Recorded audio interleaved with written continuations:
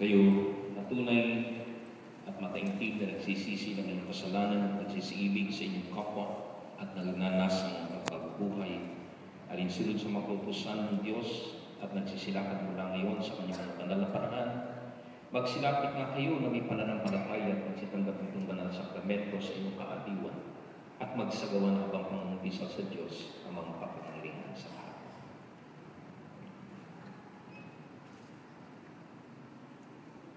Makapangyarihang Diyos, Ama ng aming Panginoong Jesucristo, lumalang ng lahat ng bagay, hukom ng lahat ng tao, kinikilala po namin at tinatanggi ang mga kasalanan kasama sa tuwid-tuwinay na aming nagagawa, sa pag-iisip, sa pagsasalita, at gawa laban sa iyong banal na kamahalan.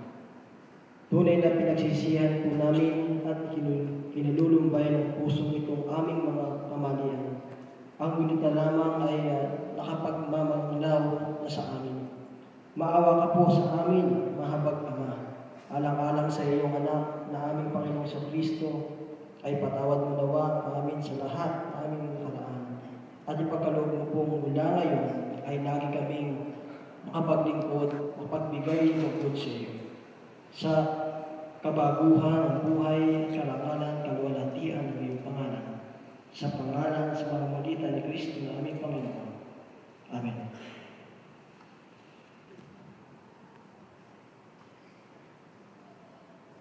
Itaas ninyo inyong mga puso. Aming itinataas sa Panginoon. Tayo magpasalamat sa Panginoon. Marapat. Tunay na marapat at matuwid at aming katungkulan na sa lahat ng oras at sa lahat ng dako kami ay magpasalamat sa iyo, O Panginoon, banal na Ama, makapangyarihan sa lahat, Diyos na walang hanggan. Saksamahan ang mga mujer, maatanggit, at nabuong kanamilahan. Aming pinupuli ka at tatangkila ang ngalan mo ng mga na lagi pinupuli ka sa sabi, banal, banal, banal. Panginoon Diyos sa mga buo, langit at ng lupa ay pusko sa iyong karanatian. Walhati sa iyo, Panginoon, mataas-taasan. Amen. Tayo po'y magsimpo. Na noong gabing ipinagkalululo siya ay kumuha siya ng tinapay. At na makapagpasalamat ay binahagi sa kanyang malagad na sinasabi, kumuha at kumain kayo. Ito ang aking katawan ay binibigay para sa inyo.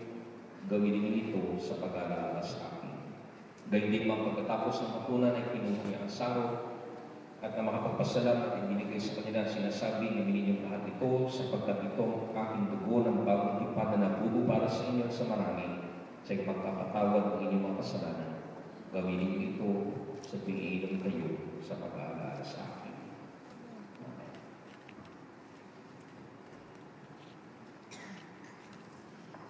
Ay pinanalangin.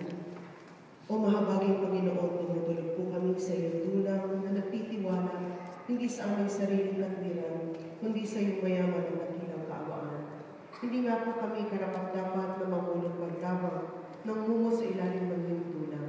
Ngunit ikaw pa rin ang dating Panginoon na ang kaawaan ay hindi nagbabago.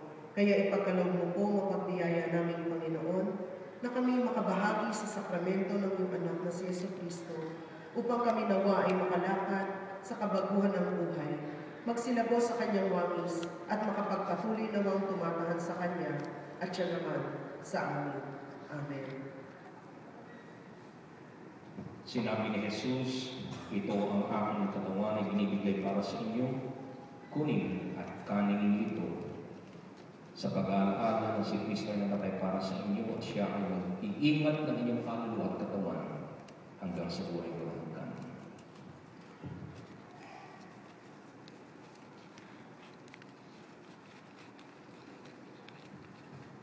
Sinabi naman ni Jesus, ito ang sarong bagong tipan ng aking dugo na nabubo para sa inyo, inumin niyo ito sa pag-aalala na si Kristo ay namatay para sa inyo at kayo'y magpasama.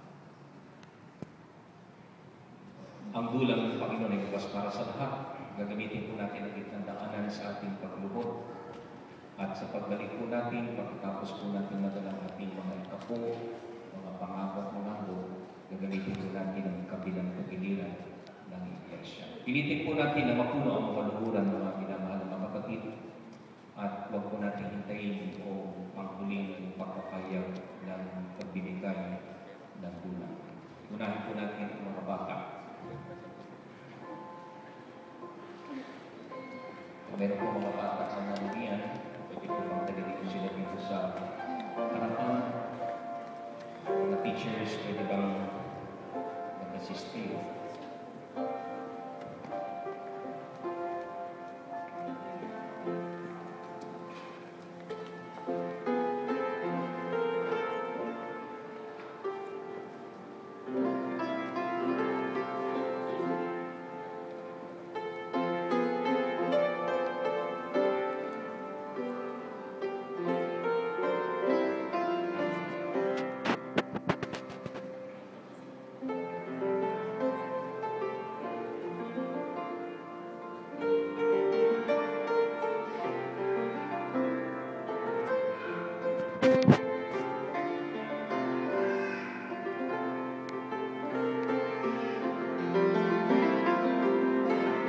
Napakaganda kung magpasimula ng isang taon o taon na muling nilalagay ng Panginoon ang kanyang salita sa ating alalahanin ngayon. At sa inyong mga bata na tumanggap ngayon, sa inyong paglago, naway yung pag-aalaalang ito ay magpapatuloy hanggang kayo. Tanggapin ninyo ito ngayon, mapagpala kayo sa pangalan ng Ama, ng Anak, ng Espiritu Santo. Kung ngayon na kayo at tumalik sa inyong mga buhay.